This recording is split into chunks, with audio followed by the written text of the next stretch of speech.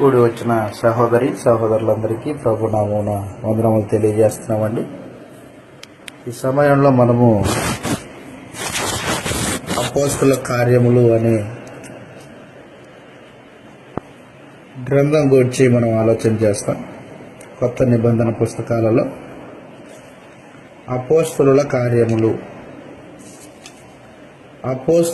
కార్యములు అని ఆ పేరు పెట్టింది పరిశుద్ధాత్ముడు కాదు. ఆ పేరు పెట్టింది ఎవరంటే భక్తులైన వారు ఆ పుస్తకానికి ఆ పేరు పెట్టారు. అపోస్తల కార్యములు అనే ఈ పుస్తకాన్ని పరిశుద్ధాత్మ ప్రేరణ చేత రాసిన వ్యక్తి లూకా గారు. లూకా వైద్యుడు, అపోస్తలుడైన పౌలుతో పాటు సువార్త పరిచర్యలో పాల్పంపులు పొందినవాడు.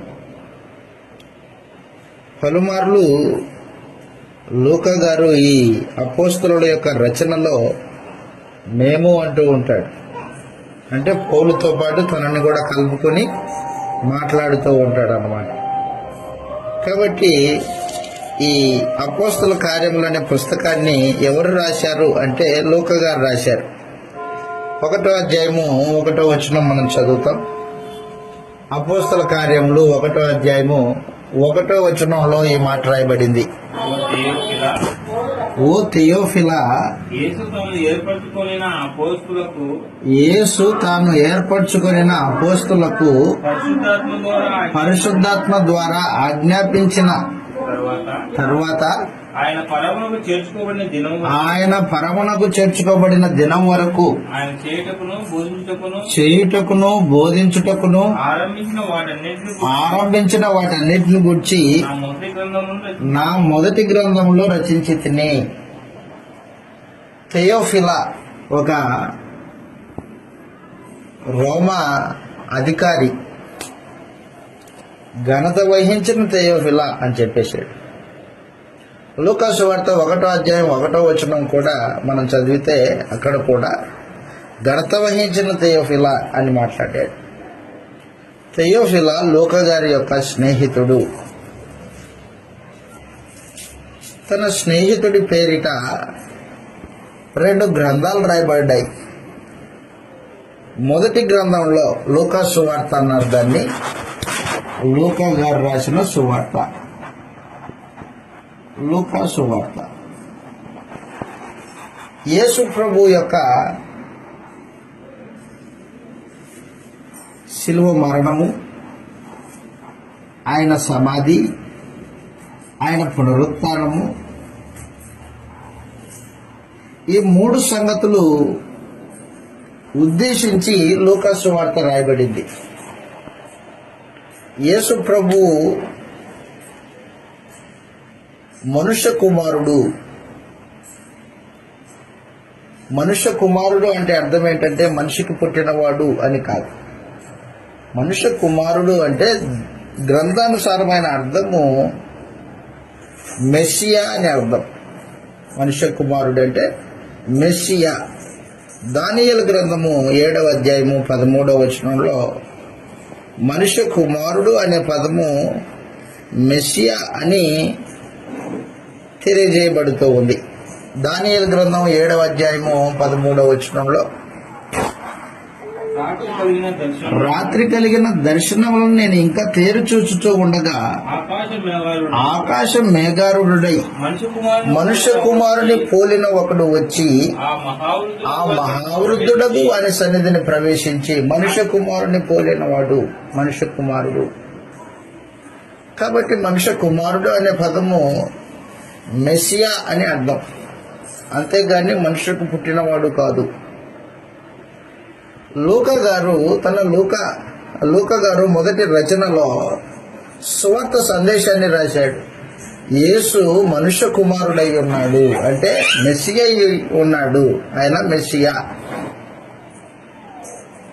ఆయన చేసిన కార్యక్రమాలు, యేసు ప్రభు చేసిన కార్యాలు బ్రతికున్న దినాల్లో, శరీరంలో ఉన్న దినాల్లో ఆయన చేసిన అద్భుతాలు, ఆ తర్వాత ఆయన సిలువైబడము, సమాధి చేయబడము, పునరుత్థానుడిగా దేవుని శక్తి చేత తిరిగి లేపబడి రాజుగా నియమింపబడము, ఇదంతా ఈ సమాచారం అంతా తన మొదటి గ్రంథంలో రచించాను అని చెప్పేశాడు. ఇప్పుడు రెండవ గ్రంథాన్ని రాసుకున్నాడు, అది అపోస్తలుల కార్యములు అని పేరు పెట్టాడు. రెండవ గ్రంథంలో ఏం రాసుకున్నాడు లూకా గారు థెయోఫిలకి అంటే చదువుతాం. అక్కడ అపోస్తల కార్యాలు 1వ అధ్యాయం 1వ వచనంలో యేసు ప్రభు తిరిగి లేపబడిన తర్వాత దేవుని శక్తి చేత యేసు ప్రభు మృతులలో నుండి సజీవునిగా లేపబడ్డాడు. లేపబడిన తర్వాత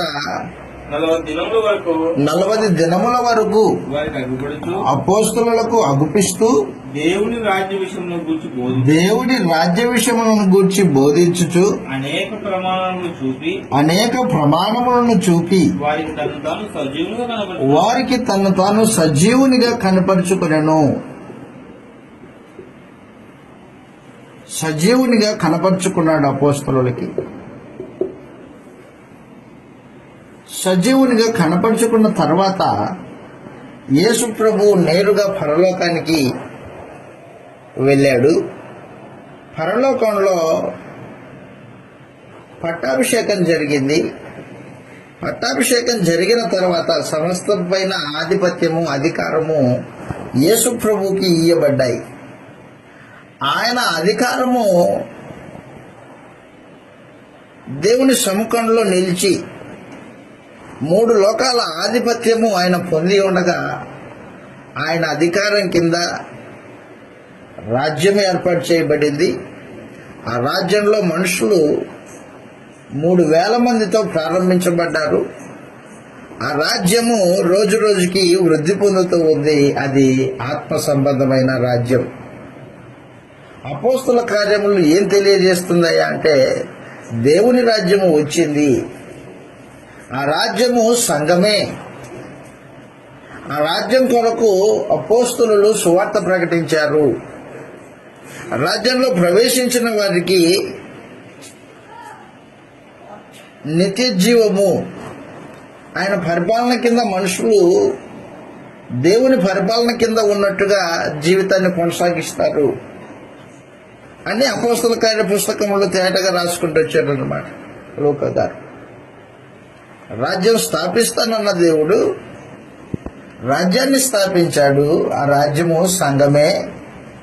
ఆ సంఘానికి రాయబారులు అపోస్తలులు. సంఘానికి రాయబారులు అపోస్తలులు.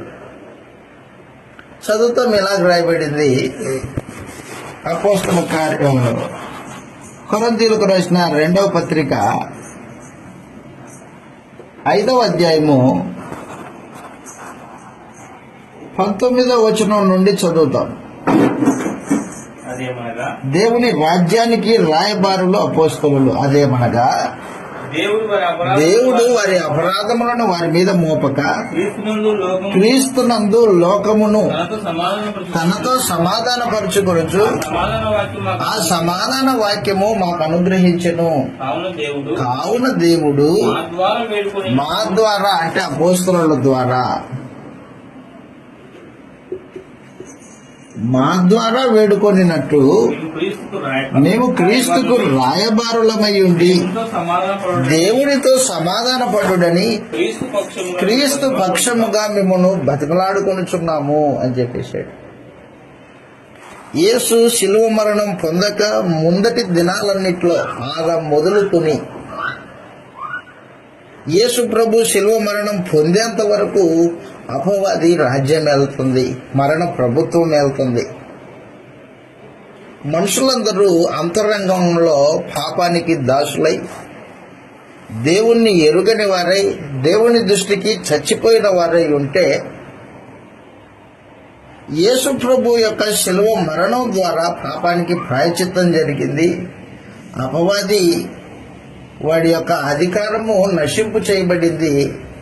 శిలువ మరణం తరువాత పునరుత్థానంలో యేసు ప్రభు మరణాన్ని జయించాడు. పరలోకంలో పట్టాభిషిక్తుడయ్యాడు. ఆయన యొక్క పట్టాభిషేకంలో సమస్తం పైన ఆధిపత్యం యేసు ప్రభుకు అప్పగింపబడింది. ఇప్పుడు రాజ్యం వెళ్తున్న వాడు యేసుక్రీస్తు.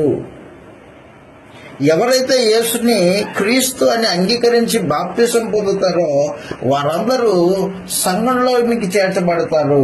ఆ సంఘంలోనికి చేర్చబడిన ప్రజలే రాజ్య ప్రజలు.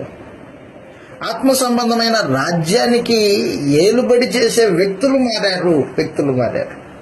ఒకప్పుడు అపవాది ఏలుబడి చేసేది. ఎక్కడి నుంచి?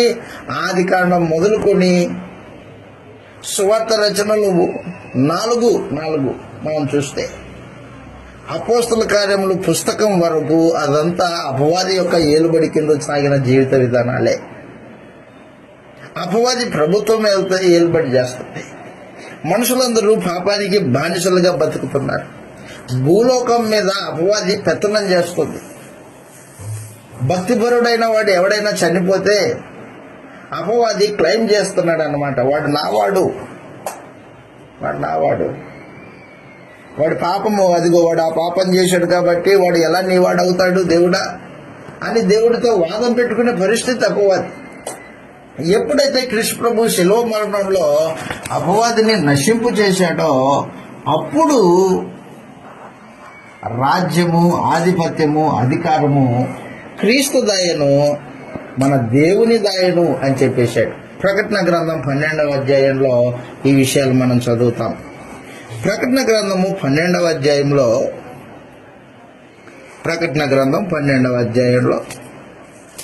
12వ వచనం నుండి మనం చదివితే యేసు ప్రభు యొక్క శిలువ మరణానికి సంబంధించిన పిక్చర్ అన్నమాట. ప్రకటన గ్రంథం 12వ అధ్యాయము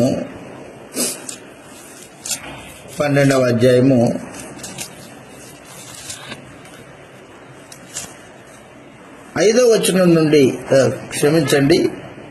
7వ వచనం నుండి చదువుతాం. యేసు ప్రభు యొక్క శిలువ మరణానికి గుర్చిన సందేశాన్ని ఒక పిక్చర్ రూపంలో ఇచ్చాడనమాట. పరలోకమందు యుద్ధం జరిగెను, మిఖాయేలును అతని దూతలను ఆ ఘట సర్పముతో యుద్ధం చేసిరి. మిఖాయేలు దేవుని సైన్యానికి ప్రతినిధి. దేవుని సైన్యము యేసుక్రీస్తు వారే. అంతటా పరలోకమందు యుద్ధం జరిగాను అన్నాడు. అది పరలోకంలో జరిగిన యుద్ధం కాదు. పరలోకంలో యుద్ధాలు జరగవు. భూమి మీద జరిగిన యుద్ధాన్ని, అది కృష్ణ ప్రభు యొక్క శిలువ మరణంలో అపవాదితో యేసు ప్రభు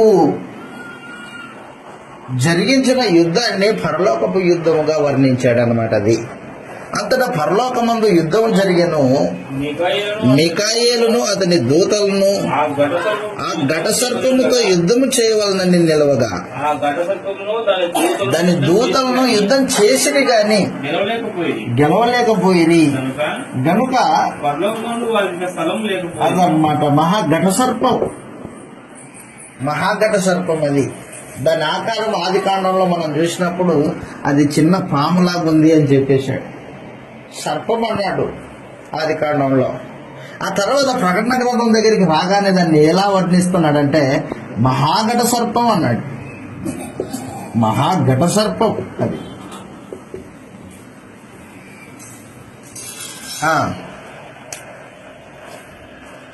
మహాఘట సర్పమును నిలిచి ఉండిరి.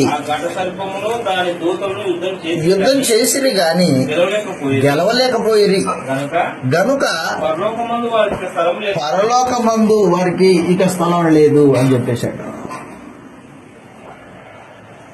అపవాది యేసు శిలువ మరణానికి ముందటి దినాలలో పరలోకానికి వెళ్ళి వచ్చేవాడు. వాడు దేవుడు కూడా ఏమనేవాడు కాదు.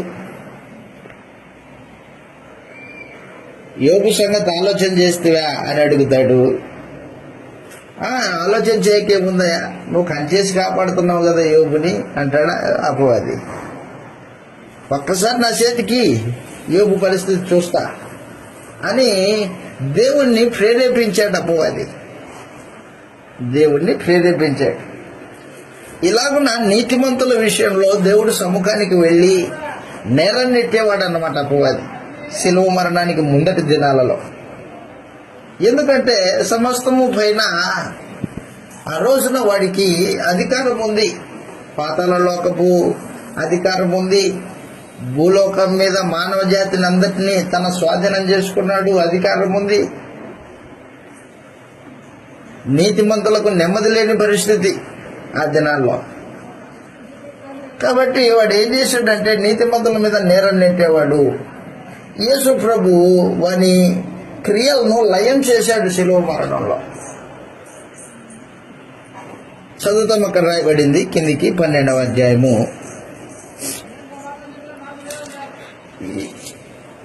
ప్రకటన గ్రంథం 12వ అధ్యాయంలో ఆ మహాఘట సర్పం అది సర్వలోకమును మోసపుచ్చే పనేవాడిది అనమాట. సర్వలోకమును మోసం చేసి మనుషులందరినీ తన పక్షాన్ని చేసుకుంటాడు. వాడి పేరు అపవాది అని, సాతాని, ఆది సర్పము. అది ఆది కాండంలో సర్పము అనమాట. ఆది సర్పమైన ఆ మహాఘట సర్పము పడద్రోయబడింది, వాని అధికారం పడద్రోయబడింది, దాని దూతలు దానితో కూడా పడద్రోయబడి అని చెప్పేశాడు. దూతలు అనగానే పరలోకంలో దూతల్ని కొంతమంది చేసుకుంది, ఇదంతా అబద్ధం. దూతలు అనగానే అపవాదిని వెంబడించిన అపవాది యొక్క మోసం కింద జీవితాన్ని కొనసాగించిన వారి పరిస్థితి అన్నమాట అది. యేసు ప్రభు యొక్క శిలువ మరణంలో అపవాది నశింపయింది, వారి క్రియలు లయమయ్యాయి. హెబ్రీలకు రాసిన పత్రిక 2వ అధ్యాయము 14వ వచనంలో ఈ మాట రాయబడింది. హెబ్రీలకు రాసిన పత్రిక 2వ అధ్యాయం 14వ వచనంలో, కాబట్టి ఆ పిల్లలు రక్తమాంసములు గలవారై ఉన్నందున ఆ ప్రకారమే మరణం యొక్క బలము గలవానిని, అనగా అపవాదిని తన మరణం ద్వారా నశింప చేయుటకును, జీవితకాలమంతా మరణ భయం చేత దాస్యమునకు లోబడిన వారిని విడిపించడానికి ఆయన కూడా రక్తమాంసంలో పాలిభాగస్తుడాయను అని చెప్పేశాడు. కాబట్టి క్రీస్తు శిలువ మరణంలో అపవాది నశింపయింది, వాని బందికాణాల్లో ఉన్న మానవ జాతికి విడుదల చేకూర్చబడింది, విడుదల దయచేయబడింది. మరణ భయం చేత దాస్యమునకు లోబడిన వారిని విడిపించే అధికారం కలిగిన వాడు ప్రభు వాడేష్. పాపాన్ని జయించాడు, అపవాదిని జయించాడు, మరణాన్ని జయించాడు దేవుని శక్తి చేత.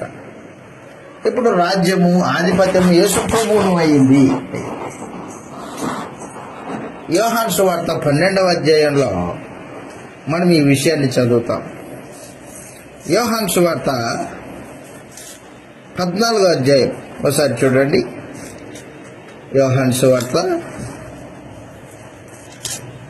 తన శిలువ మరణం గురించి మాట్లాడుతూ యేసుప్రభు అంటున్నాడు, 12వ అధ్యాయము 31, 32 వచనాలలో ఈ మాటలు రాయబడ్డాయి.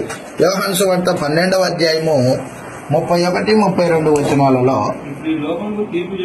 ఇప్పుడు ఈ లోకమునకు తీర్పు జరుగుతూ ఉన్నది. అదనమాట, నేను భూమి మీద నుండి పైకెత్తబడిన ఎడల అందరినీ నా యొద్దకు ఆకర్షించుకుందనని చెప్పాను. కాబట్టి యేసు శిలువ మరణంలో అపవాదిని నశింపజేస్తాడు, లోకాధికారి వాడు. ఇప్పుడు ఈ లోకమునకు తీర్పు జరుగుతూ ఉన్నది అని చెప్పేశాడు. వాడు పడద్రోయబడతాడు, నేను సింహాసనం ఎక్కుతాను, అందరినీ నా యుద్ధకు ఆకర్షించుకుంటానని చెప్పేశాడు ప్రభు అనేసి. యోహాను గారు రాసిన మొదటి పత్రిక 3వ అధ్యాయము 7, 8 వచనాలలో ఈ మాటలు రాయబడ్డాయి. యేసు ప్రభు శిలువ మరణంలో అపవాది యొక్క క్రియలను లయం చేశాడు. యోహాను గారు రాసిన మొదటి పత్రిక 3వ అధ్యాయము 7, 8 వచనాలలో ఈ మాటలు రాయబడ్డాయి. అపవాది మొదటి నుండి పాపం చేయుచున్నాడు గనక పాపం చేయువాడు అపవాది సంబంధి. అపవాది క్రియలను లయపరచుటకే దేవుని కుమారుడు ప్రత్యక్షుడాయను అని చెప్పేశాడు. కాబట్టి అపవాది క్రియలు లయం చేయబడ్డాయి, అపవాది యొక్క అధికారము కూల్చబడింది. ఇప్పుడు యేసు ప్రభు రాజ్యం వెళ్తున్నాడు. చిన్నపిల్లలరా, ఎవరిని మిమ్మల్ని మోసపరిచి యోహాను గారు రాసిన మొదటి పత్రిక 3వ అధ్యాయము 7వ వచనంలో ఎవరిని మిమ్మల్ని మోసపరచనీయకుడి, ఆయన నీతిమంతుడై ఉన్నట్టు నీతిని జరిగించు ప్రతివాడు నీతిమంతుడు. అపవాది మొదటి నుండి పాపం చేయించున్నాడు గనక అపవాది సంబంధి అదనమాట. అపవాది క్రియలను లయపరచుటకే ప్రత్యక్షమయ్యాడు. కాబట్టి ఆత్మ సంబంధమైన రాజ్యం మీద ఏలుబడి చేసే వ్యక్తులు మారారు. ఒకప్పుడేమో అపవాది ఏలుబడి చేసేది, వాడి ప్రభుత్వం కింద మానవ జాతికి నెమ్మది లేని పరిస్థితి. మరణ ప్రభుత్వం ఏళ్తుంటే మనుషులకి ఏం నెమ్మది ఉంటుంది? పాపమే మనుషుల అంతరంగాల్లో ఏలుబడి చేస్తుంటే ప్రతివాడు దేవుని దృష్టికి చచ్చిన స్థితిలో పడి ఉండగా, అలాంటి పరిస్థితుల్లో ఉన్న మానవ జాతిని విడిపించడానికి ప్రభు అయిన యేసు కల్వరి శిలువలో ప్రాణం పెట్టాడు. దేవుని ఉగ్రత నుండి రక్షించాడు. ఆయన ఏం చేశాడంటే, ఎప్పుడైతే అపవాదిని ఓడించాడో అధికారం యొక్క పగ్గాలు యేసు ప్రభు స్వాధీనం చేయబడ్డాయి. దానియేలు గ్రంథం 7వ అధ్యాయము 13వ వచనంలో మనం చదువుతాం. అక్కడ రాత్రి కలిగిన దర్శనము నేను ఇంకా తేరిచూచుతూ ఉండగా ఆకాశం మేఘారుడై మనుష్య కుమారుని పోలిన ఒకడు వచ్చి ఆ మహావృద్ధుడకు వాడి సన్నిధిని ప్రవేశించెను. ఆయన సమస్తం పైని ఆధిపత్యమును మహిమ అధికారము ఆయనకు అనుగ్రహింపబడింది అని చెప్పేశాడు. ఏమేమి అనుగ్రహింపబడ్డా యేసు ప్రభు యొక్క పట్టాభిషేకంలో అంటే ప్రభుత్వము 1, 2 మహిమ, 3 ఆధిపత్యం, అధికారం. అంత మాత్రమే కాదు, దావీదు సింహాసనం మీద కూర్చొని ఏలుబడి చేసే రాజు కూడా యేసుక్రీస్తే. దావీదు యొక్క తాళపు చెవులు యేసు ప్రభు స్వాధీనం చేయబడ్డాయి. ఆ విషయాన్ని పరిశుద్ధాత్మ భూమి మీదకి వచ్చి సంగతులు తెలియజేస్తూ ఉంటాడు. పరలోకంలో యేసు ప్రభు యొక్క పట్టాభిషేకం అంతా, ఆ జరిగిన సందర్భం అంతా అపోస్తుల కార్యములు 2వ అధ్యాయంలో పరిశుద్ధాత్ముడు అపోస్తుల మీద వ్రాలి వారికి వివరిస్తూ ఉంటాడనమాట. వారికి మనుషులకి వివరిస్తూ చెబుతూ ఉంటాడు. కాబట్టి రాజ్యం యొక్క ఏలుబడి దేవుని వాయను, ఆయన క్రీస్తు వాయను అని చెప్పేశాడు. చదువుతో ఇలాగ రాయబడింది. ప్రకటన గ్రంథము 5వ అధ్యాయం, ప్రకటన గ్రంథం 12వ అధ్యాయం, ప్రకటన గ్రంథం 12వ అధ్యాయం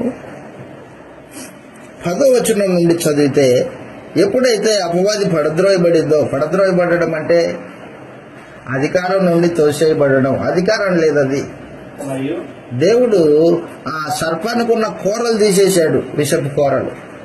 ఎప్పుడైతే కూరలు తీసేయబడిందో పండ్లు లేని పాము, అది విషం లేని పాము, ఏం చేయలేదు. యేసు ప్రభునందు విశ్వాసం ఉంచిన వాడిని అపవాది ఏమి చేయలేదు. ఆ మాటకు వస్తే అపవాది ఏం చేయలేదు అంటే దాని అర్థం ఏంటంటే, నీవు పాపానికి లోబడమంత కాలము అపవాది నిన్నేం చేయలేదు. నీ ఇష్టపూర్వకంగా నువ్వు వెళ్ళి పాపం చేసావనుకో, అపవాది నీ మీద ఎక్కి కూర్చుంటది. అపవాది దానంతగా అదే నీ మీద ఏ పెత్తనం లేనిదై ఉందన్నమాట. పెత్తనం లేదు నీ మీద. ఒకప్పుడు పెత్తనం ఉండేది. ఇప్పుడు యేసు ప్రభు రాజ్యము చేసేటప్పుడు, ఆయన రాజుగా చేయబడిన ఈ దినాల్లో అపవాది పెత్తనం నీ మీద లేదన్నమాట. చదువు అక్కడ రాయబడింది 12వ అధ్యాయము 10వ వచనం నుండి ప్రకటన గ్రంథము. మరియు ఒక గొప్ప స్వరము పరలోకమందు ఇలాగ చెప్పుట వింటిని, రాత్రింబగళ్ళు మన దేవుని ఎదుట మన సహోదరుల మీద నేరం మోపువాడైన అపవాది. అదనమాట వాడి పని. రాత్రింబగళ్ళు మన సహోదరుల మీద నేరం మోపే పని వాడికి, అపవాదికి. వాడు పడద్రోయబడెను గనుక ఇప్పుడు రక్షణయు శక్తియు రాజ్యమును మన దేవుని వాయును. రక్షణ, శక్తి, రాజ్యము మన దేవుని వాయను, ఆయన క్రీస్తు ఆయను అని చెప్పేశాడు. కాబట్టి కింద వచనాల్లో చెప్తున్నాడు, ఏమంటున్నాడు అంటే, ఆయన గొర్రెపిల్ల రక్తమును బట్టి తామిచ్చిన సాక్ష్యమును బట్టి వాడిని జయించి ఉన్నారు, కానీ ప్రేమించిన వారు కాదు అని చెప్పేశాడు. కాబట్టి యేసు ప్రభు రక్షణ, శక్తి, రాజ్యము ఆయన స్వాధీనం చేయబడ్డాయి. కాబట్టి ఆత్మ సంబంధమైన రాజ్యానికి ఏలుబడి చేసే చక్రవర్తి మారాడు.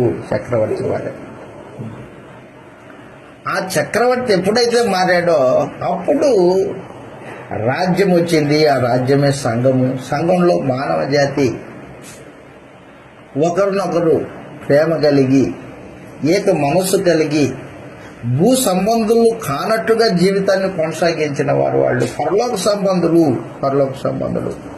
అపోస్తల కార్యములు పుస్తకం చదువుతున్నప్పుడు యేసు ప్రభు యొక్క రాజ్య పరిపాలన కింద ఉన్న మానవ జాతి ప్రత్యేకించి ఆయన రక్తంలో కడగబడిన వారు వారి అంతరంగాలలో మార్పు చెందిన వారై పరలోక సంబంధులుగా భూమి మీద జీవితాన్ని కొనసాగించిన విధానము మనం చూడొచ్చు అపోస్తల కార్యాల్లో. అపోస్తల కార్యములు అనే పుస్తకం మనకు ఏం తెలియజేస్తుందంటే, సంఘం యొక్క చరిత్రను తెలియజేస్తుంది. సంఘం యొక్క ఆరంభము, సంఘం యొక్క చరిత్ర, ప్రారంభ దినాల్లో సంఘం ఏ రూపంలో ఉంది అనేది అపోస్తల కార్యములు పుస్తకం మనకు తేటగా తెలియజేస్తూ ఉంటుంది. ఆ రాజ్యము, యేసు ప్రభు పరిపాలన చేసే రాజ్యము వచ్చింది. ఆ రాజ్యానికి రాయబారులు అపోస్తలుల యొక్క సందేశం ఎవరైతే విన్నారో వారందరూ నమ్మి బాప్తిసం పొందితే వారు ఆ రాజ్యంలోకి చేర్చబడుతున్నారు. సంఘమే రాజ్యము అనే ఒక ఉన్నతమైన సందేశాన్ని అపోస్తల కార్యములు అనే పుస్తకము మనకు తెలియజేస్తూ ఉంటుంది. సంఘమే రాజ్యం. సంఘం వేరే, రాజ్యం వేరే కాదు. సంఘమే రాజ్యము అని మనకు తెలియజేస్తూ ఉంటుంది. చదువుతాం ఒకసారి అపోస్తల కార్యములు 1వ అధ్యాయము 3వ వచనం. మరొక మాట, అపోస్తల కార్యములు 1వ అధ్యాయము 3వ వచనంలో మనం ఈ విషయాన్ని చదువుతాం. ఆయన శ్రమపడిన తర్వాత అంటే శిలువ మరణం పొందిన తర్వాత 40 దినముల పాటు అపోస్తలులకు అగుపించి దేవుని రాజ్యమును గూర్చి ఆయన బోధించాడు. అనేకమైన ప్రమాణాలు వారికి చూపి తను తాను సజీవునిగా కనపరుచుకున్నాడు. ఆ తర్వాత యేసుప్రభు ఏం చేశాడంటే వారికి ఒక ఉన్నతమైన అధికారాన్ని ఇస్తున్నాడు అపోస్తలులకి. 6వ వచనం నుండి మనం చదివితే, కాబట్టి వారు కూడి వచ్చినప్పుడు ప్రభువా ఈ కాలం ముందు ఇశ్రాయేలుకు రాజ్యం అనుగ్రహించదవా అని ఆయన అడగగా ఆయన స్వాధీనము ఉంచుకుని ఉన్నాడు. మీ పని కాదు. అయినను అదనమాట, పరిశుద్ధాత్మలో మీరు బాప్తిసం పొందుతారు. పరిశుద్ధాత్మ మీ మీదకి వచ్చినప్పుడు మీరు శక్తి నొందెదరు గనుక యెరూషలేములోనున్న యూదయలోను,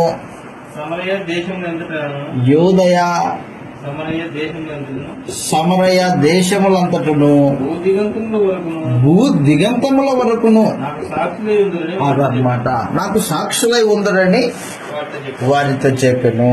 కాబట్టి యేసు ప్రభు యొక్క పునరుత్థానానికి సాక్షులు అపోస్తలులు. దేవుని రాజ్యానికి సాక్షులు వాళ్ళే. దేవుని రాజ్యానికి సాక్షులు కూడా వాళ్ళే. ఈ దేవుని రాజ్యం వచ్చింది, యేసు పునరుత్థానుడయ్యాడు, రాజుగా ఉన్నాడు, ఆయన ఏలుబడి చేస్తున్నాడు అనే సమాచారము, సందేశము యూదయ దేశంలోను, సమరయ దేశముల ఎంతంతటా, భూ దిగంతముల యందు అదనమాట. కాబట్టి అపోస్తల కార్యములు పుస్తకం యొక్క చర్చనీయాంశం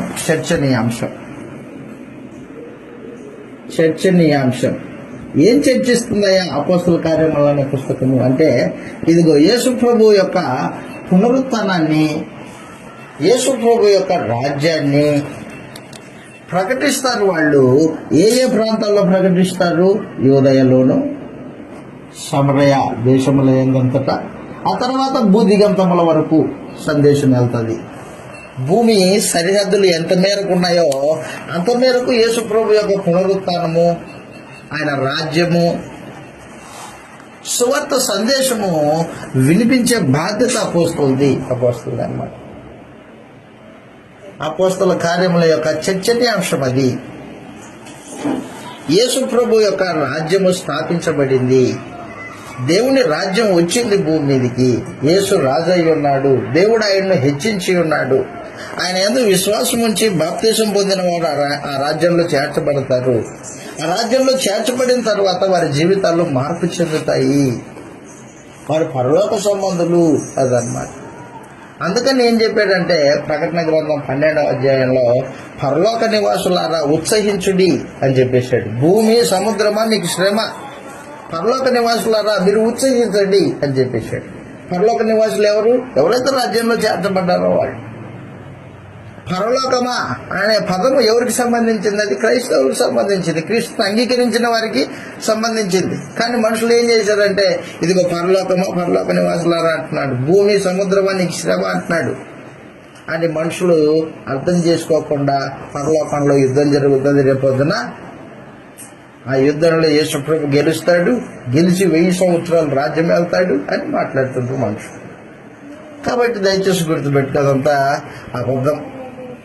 అపోస్తల కార్యముల పుస్తకం ఏం తెలియజేస్తుందంటే, మనకు యూదయ, సమరయ, భూ దిగంతముల వరకు యేసు ప్రభు యొక్క పునరుత్థాన సందేశము, ఆయన రాజ్యపు సందేశము సువార్తగా వెళ్తుంది. ఎవరైతే సువార్త నమ్ముతారో ఆ రాజ్యంలో ప్రవేశిస్తున్నారు, రాజ్యం వచ్చింది అనే సందేశము అపోస్తల కార్య పుస్తకము తేటగా తెలియజేయడానికి పరిశుద్ధాత్మ లూకా గారి చేత రాయించిన పుస్తకం అన్నమాట అది. కాబట్టి అపోస్తల కార్యములు చదువుతూ ఉన్నప్పుడు మనము ఈ విషయాలను గ్రహించాలి. భౌతికంగా చదివితే మనకు అర్థం కాదు. ఈ యేసు ప్రభు రాజయ్యాడు, రాజ్యము ప్రారంభించబడింది. ఆ రాజ్యంలోనికి మనుషులు బాప్తిసం ద్వారా చేర్చబడుతున్నారు. చేర్చబడిన మనుషులు వారి అంతరంగాలలో ఏమాత్రము భేదాలు లేకోకుండా ఒకరినొకరు ప్రేమ కలిగి అన్యోన్యంగా పరలోక సంబంధులుగా, భూమి మీదనే పరలోక సంబంధులుగా జీవితాన్ని కొనసాగించిన వారుగా ఉన్నారు అనేది మనం చదువుతాం అన్నమాట. చదువుతాం. ముందుకెళ్తే అపోస్తల కార్యములు 1వ అధ్యాయంలో ఏం తెలియజేస్తున్నాడయ్యా అంటే, అపోస్తల కార్యములు 1వ అధ్యాయంలో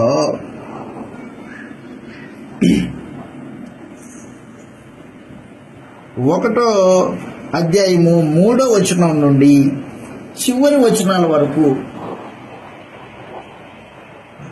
సువార్త కొరకు, పరిశుద్ధాత్మ రాక కొరకు సిద్ధపడుతున్న అపోస్తలుడు. పరిశుద్ధ ఆత్మ రాక కొరకు యేసుప్రభు చెప్పాడు, పరిశుద్ధాత్మను పంపిస్తానని. నేను వెళ్ళిన తర్వాత పరిశుద్ధాత్మని పంపిస్తాను, మీరు అంతవరకు ఎక్కడ ఉండాలా? యెరూషలేములోనే ఉండండి అని చెప్పేశాడు. లూకా సువార్త చివరి అధ్యాయం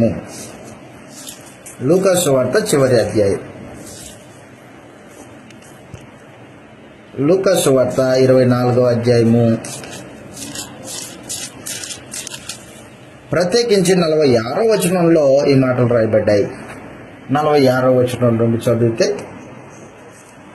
లూకా సువార్త 24వ అధ్యాయం 46వ వచనంలో, క్రీస్తు శ్రమపడి 3వ దినమున మృతులలో నుండి లేచుననియు యెరూషలేములోని సమస్త జనులలో ఆయన పేరిట మారు మనసు పాపక్షమాపణ ప్రకటింపబడిననియు వ్రాయబడి ఉన్నది. ఈ సంగతులకు మీరే సాక్షులు. ఇదిగో నా తండ్రి వాగ్దానం చేసినది మీ మీదికి పంపుచూ ఉన్నాను, మీరు పైనుండి శక్తి పొందేదరు, పట్టణంలో నిలిచి ఉండుడని వారితో చెప్పాను. కాబట్టి యేసు ప్రభు వారికి ప్రత్యక్షమై, మీరు ఎక్కడికి పోకండి, యెరూషలేములోనే ఉండండి, పరిశుద్ధాత్మను పొందేంత వరకు మీరు ఎక్కడికి పోవద్దు అని చెప్పేశాడు అన్నమాట.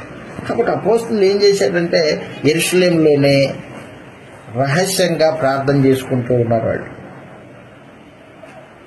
10 రోజులు గడిచిపోయింది. యేసు ప్రభు సిలువ వేయబడిన దినం నుండి, యేసు ప్రభు సిలువ వేయబడిన దినము అది పస్కా పండగ దినం. సిలువ వేయబడిన దినం మొదలుకొని 49 దినాలు గడిచిపోయాయి. 50వ దినమున పరిశుద్ధాత్మ పరలోకం నుండి అపోస్తలుల మీదికి రాలాడు. అపోస్తల కార్యములు 2వ అధ్యాయంలో పరిశుద్ధాత్మను వారు పొందుకున్నారు. అపోస్తల కార్యాలు 2వ అధ్యాయం 1వ వచనం మనం చదివినప్పుడు, పెంతెకోస్తను పండుగ దినమున వారు అందరూ ఒకచోట కూడి ఉండగా మేడగదిలో ఆకాశము నుండి ఒక శబ్దముతో పరిశుద్ధాత్మ దిగి వచ్చాడు. అగ్ని నాలుకలుగా విభాగింపబడి వారిలో ప్రతి ఒక్కరి మీద వ్రాలగా అన్నాడు. అపోస్తలుల మీద వ్రాలగా వారు పరిశుద్ధాత్మ వలన శక్తి పొందిన వారై, పరిశుద్ధాత్మ బాప్తిస్మం పొందిన వారై మరి ఏం చేశారంటే అన్య భాషలతో మాట్లాడారు అన్నమాట. అన్య భాషలతో మాట్లాడారు. కాబట్టి దేవుని రాజ్యాన్ని ప్రారంభించడానికి పరిశుద్ధాత్మ పరలోకం నుండి భూమి మీదకి వచ్చాడు.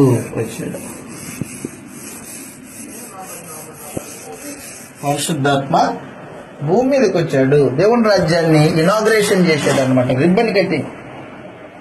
దేవుని రాజ్యానికి రిబ్బన్ కటింగ్ చేసిన వాడు ఎవరంటే పరిశుద్ధాత్మ. ఆ పరిశుద్ధాత్మ అపోస్తలులు 12 మందిలో రాలినప్పుడు ఆ 12 మంది దేవుని అన్య భాషలతో మాట్లాడుతున్నారు.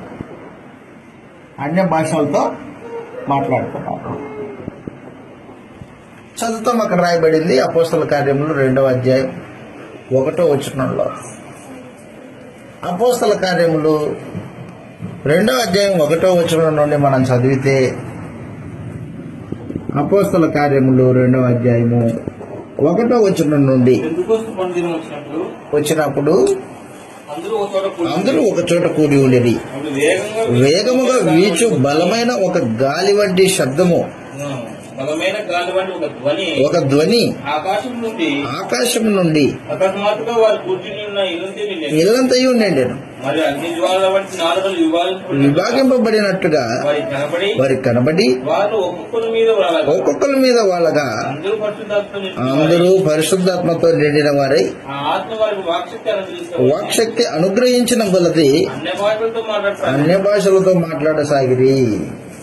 అప్పుడు పరిశుద్ధాత్మ పేతురు నోరును ఉపయోగించుకొని యేసు ప్రభు యొక్క రాజ్యాధికారము, పట్టాభిషేకం గురించి మాట్లాడాడు. యేసు ప్రభు దావీదు సంతానంలో పుట్టి మృతులలో నుండి లేపబడి రాజయ్యున్నాడు అనే సందేశాన్ని మాట్లాడాడు. 2వ అధ్యాయము 22వ వచనం నుండి 36వ వచనం వరకు. యేసు ప్రభు దావీదు సంతానంలో పుట్టి దావీదు సింహాసనం మీద కూర్చుండబెట్టబడ్డాడు. దేవుని కుమారుడయ్యాడు. యేసే రాజయ్యున్నాడు అనే సమాచారము తెలియజేశాడు పరిశుద్ధాత్మ.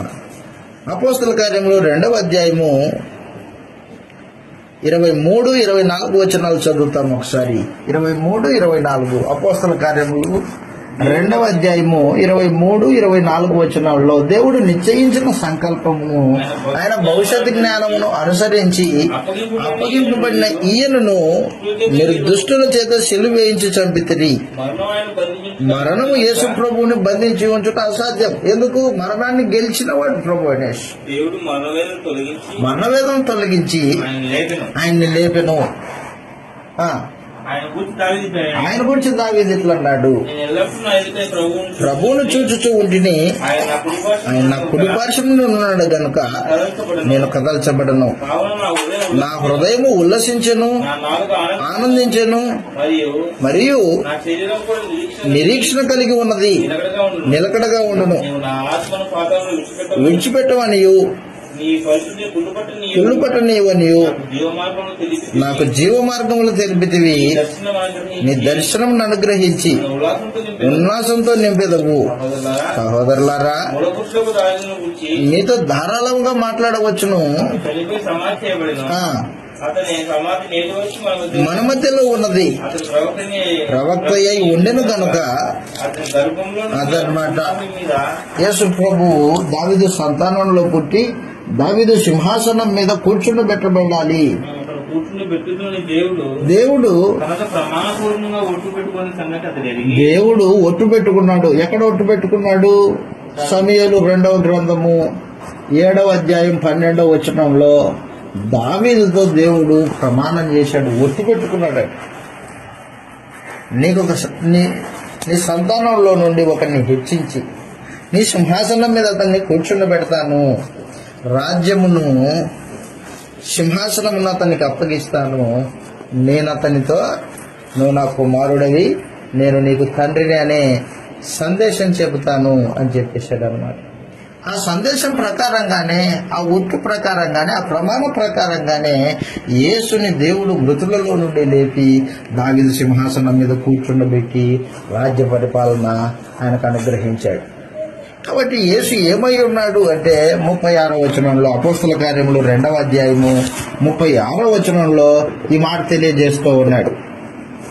ఏమంటున్నాడంటే, మీరు సిలువ వేసిన ఈ యేసునే దేవుడు ప్రభువుగాను క్రీస్తుగాను నియమించెను అదన్నమాట.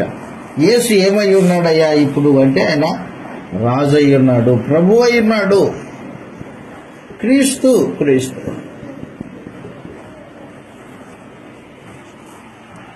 అప్పుడు 3,000 మంది వారి అంతరంగములలో పొడవబడి బాప్తిసం పొందారు. యేసుని రాజుగా అంగీకరించారు. 3,000 మందితో రాజ్యం ప్రారంభించబడింది.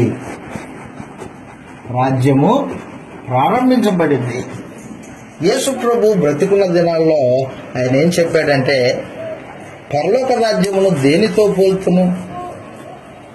అది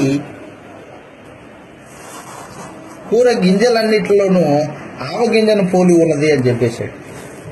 అది ఆవగింజగా ప్రారంభించబడి ఆ ఆవగింజ మహావృక్షం అవుతుంది. ఆ మహావృక్షం కింద సమస్త జీనులు నివాసం ఉంటారు అని చెప్పేశాడు యేసు ప్రభు. మత్తయి సువార్త 13వ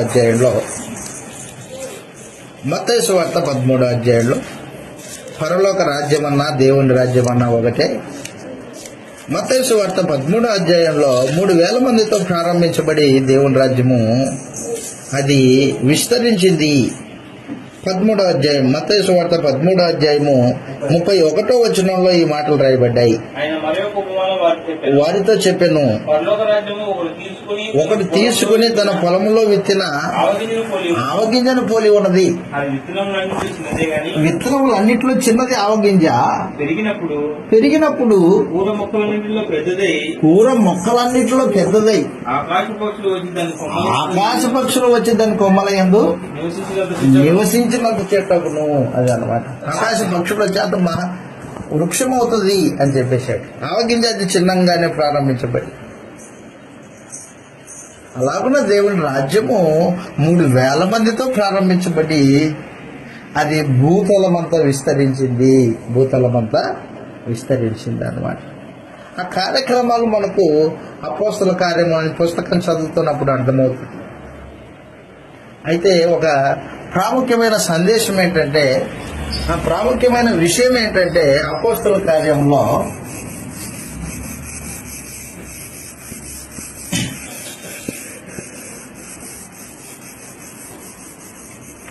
అపోస్తలులు ఎంతమంది? అపోస్తలులు 12 మంది. పౌలు 13వ వాడు.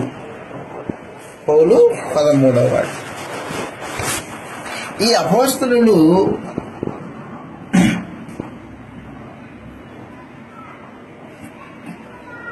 అందరి యొక్క కార్యక్రమాలు, అపోస్తలులు 12 మంది కదా, 13 మంది, వారి కార్యక్రమాలు అన్ని రాయలేదు. ఉదాహరణకి పేతురు యొక్క సువార్త కార్యక్రమాలు రాయబడ్డాయి. ఆ తర్వాత ప్రత్యేకించి పౌలు యొక్క సువార్త కార్యక్రమాలు రాయబడ్డాయి. సౌలు యొక్క సువార్త కార్యక్రమాలే రాయబడ్డాయి.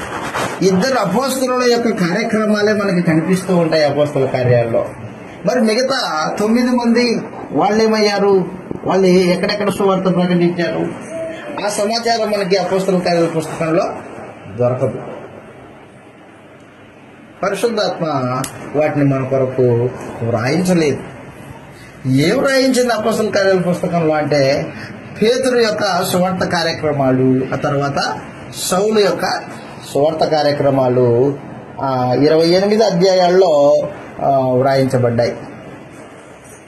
ప్రత్యేకించి ఈ పుస్తకము మనకి ఏం తెలియజేస్తున్నాయి అంటే పేతురు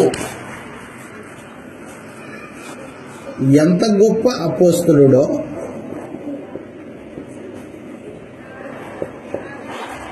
పేతురు ఎంత గొప్ప అపోస్తలుడో పౌలు కూడా అంతే గొప్ప అపోస్తలుడు, అంతే గొప్ప అపోస్తలుడు. పౌలు ఎంత గొప్పటి వాడో పౌలు కూడా అలాంటి వాడే. వాళ్ళే తక్కిన హెచ్చు తగ్గులు వారి మధ్యలో లేవు అని పరిశుద్ధాత్మ ఈ అపోస్తల కార్యాల పుస్తకంలో తేటగా వివరించాడు అన్నమాట. అపోస్తల కార్యముల యొక్క ఉద్దేశం ఇది. ఉద్దేశము ఏంటంటే పేతురు ఎంత గొప్పవాడో పౌలు కూడా అంతే గొప్పవాడు. పేతురు యేసు ప్రభు వెంట 3.5 సంవత్సరాలు, ఆయన బతికున్న దినాల్లో 3.5 సంవత్సరాలు ఆయన వెంట తిరిగిన అనుభవం కలిగిన వాడు పేతురు. ఎన్నో హెచ్చు తగ్గుల మధ్య యేసు ప్రభు నందు విశ్వాసం ఉంచిన వాడు, అనుమానించిన వాడు యేసు ప్రభు యొక్క పునరుత్థానాన్ని. అయినప్పటికీ పేతురు అపోస్తలులలో అగ్రగణ్యుడిగా నిలిచినవాడు. పేతురు ఎంత అపోస్తలుడో, ఎంత గొప్ప అపోస్తలుడో ఆ పౌలు కూడా అంతే గొప్ప అపోస్తలుడు అనే సమాచారము అపోస్తల కార్యముల పుస్తకం అంతా విస్తరించి ఉంది. ఆ పుస్తకం యొక్క ఉద్దేశం మాట. పరిశుద్ధాత్మ ఏం ఉద్దేశించి ఆ పుస్తకాన్ని రాశాడంటే, ఇదిగో పేతురు ఎంత గొప్పవాడో అపోస్తలుడైన పౌలు కూడా అంతే గొప్పవాడు. వీరి కార్యక్రమాలు అపోస్తల కార్యముల పుస్తకంలో వ్రాయించాడు పరిశుద్ధాత్మ. ప్రత్యేకించి మనము ఈ గ్రంథాన్ని, అపోస్తల కార్యములు అనే గ్రంథాన్ని సాధారణంగా 2 భాగాలుగా విభజించవచ్చు. 2 భాగాలు. ఒక భాగము అపోస్తల కార్యములు 1వ అధ్యాయం నుండి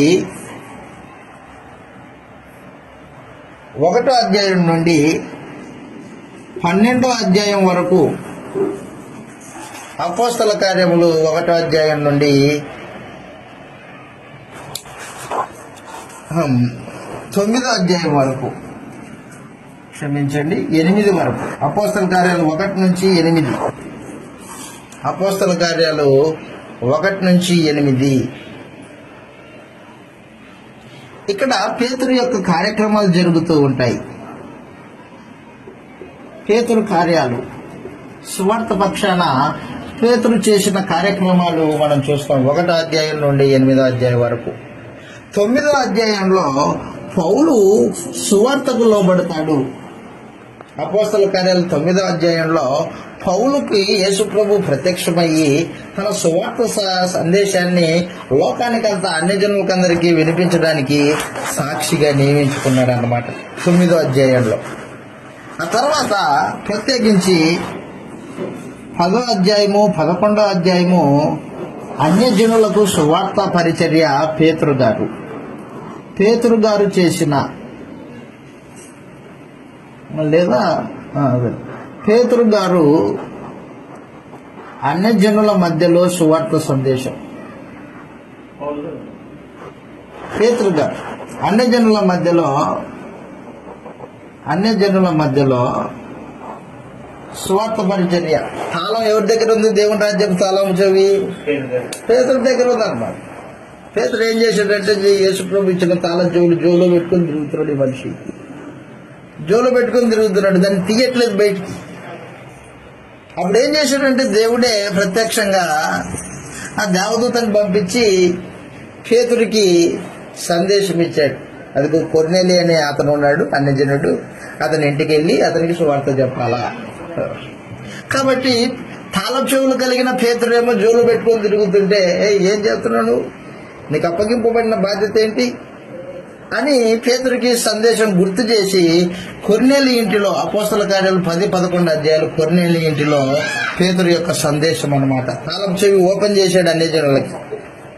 ఎప్పుడైతే అన్యజనులకి తాళం చెవి, దేవుని రాజ్యం తాళం చెవి ఓపెన్ అయిందో, మార్గం సుగమం అయిందో, అప్పుడు 13వ అధ్యాయం నుండి పౌలు సువార్త పరిచర్య చేస్తాడు. ఎక్కడెక్కడ? భూ దిగంతములంతటా. అదన్నమాట. తాళం చెవి ఈ మనిషి చేతిలో ఉంది. ఈ మనిషి ఓపెన్ చేస్తే గానీ పౌలు సువార్త ప్రకటించడానికి అవకాశం లేదు. ఎందుకంటే యేసు ప్రభు ప్రత్యేకంగా ఒక వాగ్దానం చేశాడు పేతురికి. మత్తయి సువార్త 16వ అధ్యాయము 18వ వచనంలో మనం చదివినప్పుడు అక్కడ యేసు ప్రభు పేతురికి పరలోకపు రాజ్యపు తాళపు చెవులు ఇచ్చాడు. మత్తయి సువార్త 16వ అధ్యాయం 18వ వచనంలో సియోను బరియోనా నీవు ధన్యుడవు. 17వ వచనంలో అందుకు యేసు సియోను బరియోనా నీవు ధన్యుడవు, పరలోకమందున్న నా తండ్రి. ఏ సంగతి? యేసు దేవుని కుమారుడు అనే సమాచారం అన్నమాట. దేవుని కుమారుడు అంటే అర్థము రాజు అని, అంతే తప్పించి ఇంకొక అర్థం లేదు. దేవుని కుమారుడు అంటే రాజు అని అర్థం. నీవే రాజు అయ్యా అని పేతురు మాట్లాడాడు. ఆ విషయాన్ని చెప్తున్నాడు. నీవు ధన్యుడవు, పరలోకమందున నా తండ్రి ఈ సంగతి నీకు బయలుపరిచినే గాని నరులు నీకు బయలుపరచలేదు. మరియు నీవు పేతురవు, ఈ బండ మీద నా సంఘమును కట్టుదును, పాతాళలోక ద్వారములు దాని ఎదుట నిలవనేరవని నేను నీతో చెప్పుచున్నాను.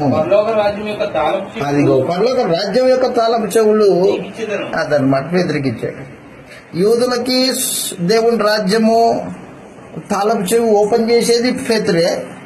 అన్యజనులకి దేవుని రాజ్యము తాళపు చెవులు, మార్గమును, ద్వారాలు తెరిచేది పేతురే. ఎప్పుడైతే 10 అపోస్తల కార్యాలు 10-11లో దేవుని రాజ్యము, మార్గము అన్యజనులకి తెరవబడిందో అప్పటి నుండి అపోస్తలుడైన పౌలు సువార్త కార్యక్రమాలు మనకు కనిపిస్తూ ఉంటాయి. ఎక్కడి నుంచి ఎక్కడి వరకు అంటే అపోస్తల కార్యములు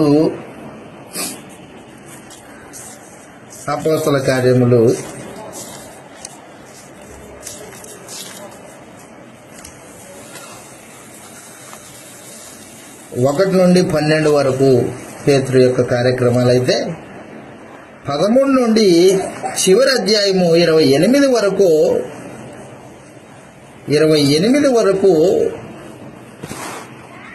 పౌలు యొక్క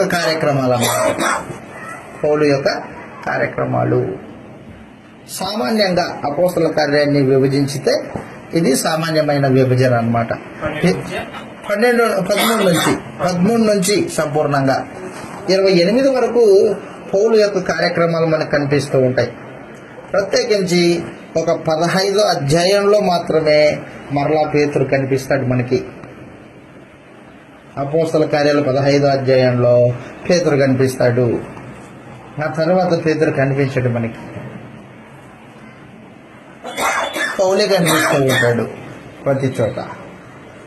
కాబట్టి అపోస్తల కార్యాలని సామాన్యంగా విభజిస్తే 2 భాగాలు. అపోస్తల కార్యాల్లో ఉన్న సందేశము దేవుని రాజ్యం ప్రారంభించబడింది. ఆ రాజ్యము యూదయ దేశంలో నుండి దేవుని రాజ్యము ప్రారంభించబడి భూదిగంతాలకి వెళ్ళింది. భూదిగంతాల వరకు తీసుకెళ్ళింది ఎవరంటే పౌలు. అపోస్తలుల కంటే ఏం తక్కువవాడేం కాదు. వారికంటే ఎక్కువగా శ్రమ పడినవాడు దేవుని రాజ్యం కొరకు పౌలు.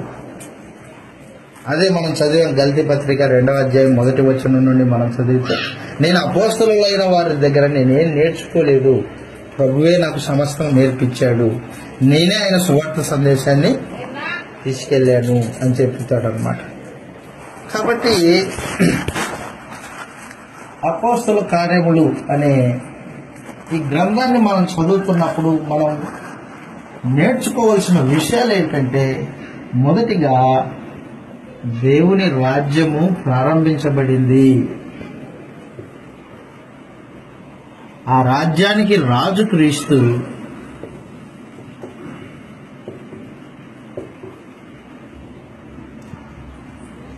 ఆ రాజ్యానికి రాజ్యాంగ చట్టము కొత్త నిబంధన.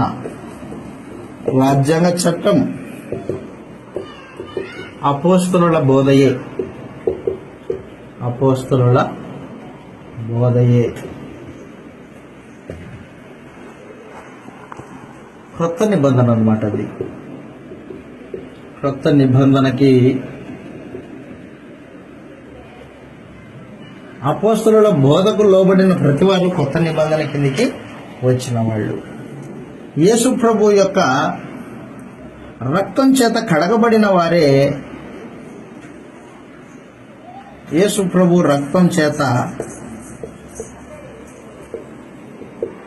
కడుగబడి కొనబడిన వారే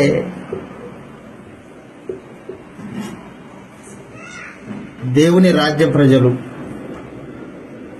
దేవుని రాజ్య ప్రజలు.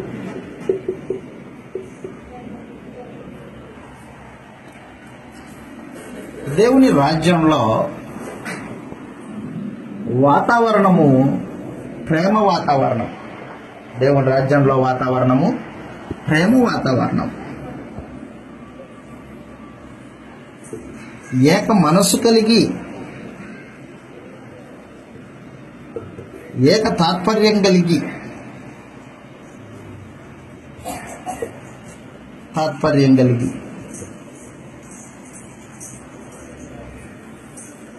ఒకే తండ్రి పిల్లలు.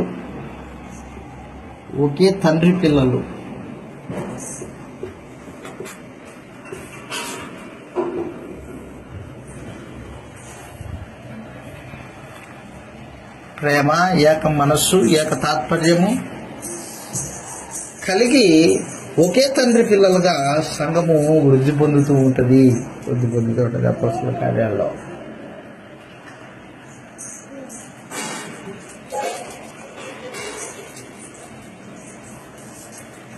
మరలా వచ్చినప్పుడు సంగతుల్ని ఆలోచన చేస్తాం తేటగా. అయితే మరొక మాట గుర్తుపెట్టుకో, ఈ అపోస్తల కార్యములనే ఈ పుస్తకము సువార్త రచనలకి పత్రికలకి మధ్యలో లేదనుకో, ఆ పుస్తకం లేదనుకో, అప్పుడు మనం పత్రికల్ని అర్థం చేసుకోవడం కష్టం.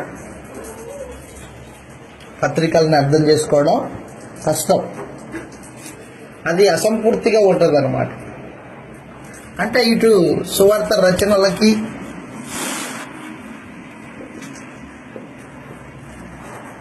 అటు పత్రికలకి, కొత్త నిబంధన పత్రికలకి ఒక బ్రిడ్జి లాంటిది అన్నమాట అపోస్తల కార్యము. బ్రిడ్జి. సువార్త రచనల నుంచి కొత్త నిబంధన పత్రికలని అర్థం చేసుకోవాలంటే కుదరదు.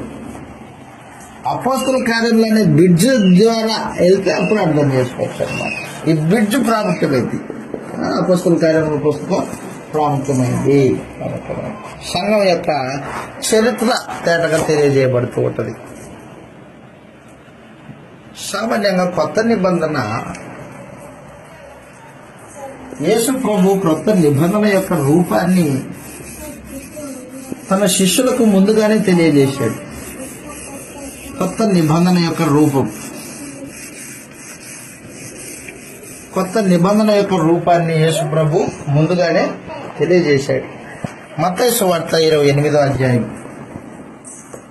క్రొత్త నిబంధన రూపం.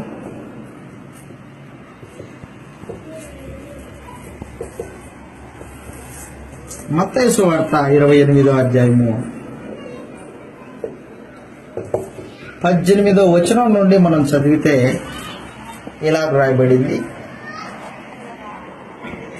18వ వచనం నుండి.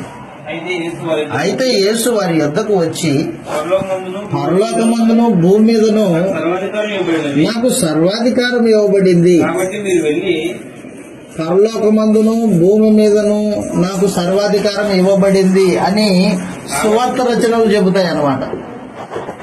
సువార్త రచనలు చెబుతాయి.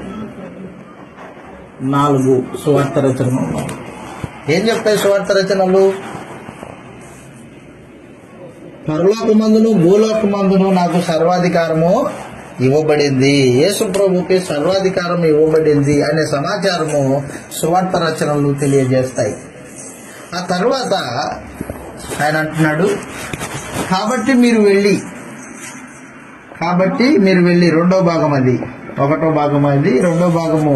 కాబట్టి మీరు వెళ్ళి సమస్త జనుల్ని నాకు శిష్యులుగా చేయండి, తండ్రి యొక్కయు కుమారుని యొక్కయు పరిశుద్ధాత్మ యొక్కయు నామంలోనికి వారికి బాప్తిస్మం ఇచ్చుచు.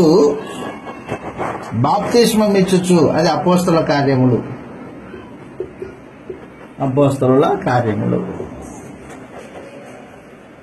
సువార్త ప్రకటింపబడి ఎవరైతే సువార్తకు లోబడతారో వారికి బాప్తిస కార్యక్రమము అపోస్తలుల కార్యముల పుస్తకంలో మనకు కనిపిస్తూ ఉంటుంది అన్నమాట. అది 2వ భాగము. 3వ భాగము, నేను మీకు ఏ సంగతులను అయితే ఆజ్ఞాపించానో వాటినన్నింటినీ వారు గైకొనవలనని వారికి బోధించుడి అని చెప్పేశాడు. నేను మీకు ఏ సంగతులు ఆజ్ఞాపించానో అవన్నీ బోధించేవి కొత్త నిబంధన పత్రికలు. 3వ భాగము రోమా పత్రిక మొదలుకొని యూదా పత్రిక వరకు. ఆ తర్వాత చివరిగా చెప్పాడు, సదాకాలం నేను మీతో పాటు ఉన్నాను అని చెప్పేశాడు. సదాకాలం నేను నీతో పాటు ఉన్నాను. అది ప్రకటన గ్రంథం. కాబట్టి కొత్త నిబంధన రూపము యేసు ప్రభు అపోస్తలులకి ముందుగానే తెలియజేశాడు. ఆ ప్రకారంగా మనకు కొత్త నిబంధన పుస్తకము సమకూర్చబడింది. ఎందుకు సువార్త రచనలు ముందుగా ఉన్నాయి? ఆ తర్వాత అపోస్తల కార్యములు ఎందుకుంది? ఆ తర్వాత పత్రికలు ఎందుకున్నాయి? తర్వాత ప్రకటన గ్రంథం ఎందుకుంది? ఆ రూపం ఎవరు పెట్టారు? ఆ రూపం పెట్టినవాడు ప్రభు అయిన యేసే. అపోస్తలులకి చెప్పినప్పుడే ఏం చెప్పాడంటే, పరలోకమందును భూలోకమందును నాకు సర్వాధికారము ఇవ్వబడి ఉన్నది అని చెప్పాడు. అది సువార్త రచనలు తెలియజేస్తూ ఉంటాయి. యేసు ప్రభు మరణాన్ని గెలిచాడు, పాపాన్ని గెలిచాడు, అపవాదిని జయించాడు, రాజ్యము సింహాసనము ఆయనదయ్యిందనమాట. ఆయన రాజు అయి ఉన్నాడు. ఆ తర్వాత 2వది, కాబట్టి మీరు వెళ్ళి సమస్త జనుల్ని నాకు శిష్యులుగా చేయండి. గుర్తుపెట్టుకో, శిష్యుడు కాకోకుండా బాప్తిస్మము చెల్లదు. నువ్వు శిష్యుడు అయితేనే నీ బాప్తిస్మము చెల్లుతుంది. శిష్యులకే బాప్తిస్మం ఇవ్వాలి వాస్తవానికి. ఒకడు శిష్యుడు కాకోకుండా బాప్తిస్మము అది చెల్లదు. శిష్యుడు అంటే వెంబడించేవాడు, అన్నిటికంటే ఎక్కువగా గురువుని అనుసరించేవాడు శిష్యుడు, అన్నిటికంటే ఎక్కువగా. కాబట్టి మీరు సమస్త జనులను నాకు శిష్యులుగా చేయండి, తండ్రి యొక్కయు కుమారుని యొక్కయు పరిశుద్ధాత్మ యొక్కయు నామంలోనికి అధికారంలోనికి వారికి బాప్తిస్మం ఇవ్వండి అనేది అపోస్తలుల కార్యముల పుస్తకం. ఆ తర్వాత నేను మీకు ఏ సంగతులు అయితే ఆజ్ఞాపించానో అవన్నిటినీ గైకొనవలనని వారికి చెప్పుడి. రోమపత్రిక నుండి యూదా పత్రిక వరకు. ఆ తర్వాత సదాకాలం నేను మీతో పాటు ఉన్నాను. యేసు ప్రభు ఎక్కడ పోలేదు, మనతో పాటే ఉన్నాడు, సంఘంతో పాటు ఉన్నాడు. సంఘానికి ఏ హింస వచ్చినా, ఏ బాధ వచ్చినా ఆయనకు హింస వచ్చినట్టుగా ఆయన భావించి కార్యక్రమాలు జరిగిస్తాడు. మనందరికీ తెలుసు, సంఘాన్ని భద్రపరిచేవాడు ప్రభు అయిన యేసు. సంఘాన్ని వృద్ధి పొందించేవాడు ఆయన. మనుషులు ఏమంటారంటే, వారి యొక్క విధి విధానాల్లో నేను సంఘాన్ని స్థాపించాను అంటాడు. సంఘాన్ని స్థాపించినవాడు ప్రభు అయిన యేసు. దాన్ని పోషించేవాడు ఆయన, దాన్ని సంరక్షించేవాడు ఆయన, దాని కొరకు ప్రాణం పెట్టిందే ఆయన. కాబట్టి మనుషుడు కేవలము పనివాడే తప్ప సంఘం మనుషుడి కాదు. కానీ ఈ రోజున ఆయన సంఘం లూథరన్ సంఘం అని, పెంతెకోస్తు సంఘం అని, ఇలాగ ఎవరు స్థాపకుడు? హోసన్న స్థాపకుడు అంట. మనుషుల పేర్లు సంఘానికి పెట్టడానికి వీల్లేదు. సంఘం ఆయనది, రక్తం ఇచ్చుకున్నాడు. అపోస్తల కార్యములు 20వ అధ్యాయం 28వ వచనంలో దేవుడు స్వరక్తం ఇచ్చి సంపాదించిన తన సంఘము అని చెప్పేశాడు. కాబట్టి సంఘం క్రీస్తుది. మిగతా వీళ్ళంతా పనివాళ్ళు అన్నమాట. ఎవరు? అపోస్తలుడైన పేతురైనా, అపోస్తలుడైన పౌలైనా, వీళ్ళంతా ఎవరు? పనులు. కాబట్టి అపోస్తల కార్యములు అనే పుస్తకం మనం చదువుతున్నప్పుడు రాజ్యం స్థాపించబడింది. ఆ రాజ్యానికి రాజు యేసుక్రీస్తు. ఆ రాజ్య ప్రజల్ని పోషించేవాడు, సంరక్షించేవాడు, ఆ రాజ్య ప్రజల యొక్క యోగక్షేమాలు చూసుకునేవాడు యేసుక్రీస్తు. వారి పక్షాన యుద్ధం చేసేవాడు కూడా యేసుక్రీస్తే. ఆ రోజున యుద్ధం చేసేవాడు యెహోవా దేవుడైతే ఇశ్రాయేల్ పక్షాన, ఈ రోజున మన పక్షాన యుద్ధం చేసేవాడు మన ప్రభువైన అయిన యేసు. ప్రాణం పెట్టి సంఘాన్ని కొన్నాడు. ఆ సంఘాన్ని కాపాడుకోవడంలో ఆయనకున్న బాధ్యత, ఆయనకున్న ఆ చొరబాటు ఇంకెవరికే ఉండదు. ఆయన కంటే ఎవరు ఎక్కువగా సంఘాన్ని కాపాడుకోలేరు. ఎందుకంటే ప్రాణం ఇచ్చుకున్నాడు, దాన్ని ప్రాణం ఇచ్చుకున్నాడు. ఉదాహరణకి ఏదైనా ఒక కొత్త వస్తువు నువ్వు బయట నుంచి ఇంట్లో కొనుక్కొని తెచ్చుకున్నావు అనుకో, దాన్ని ఎంత చూసుకుంటావో.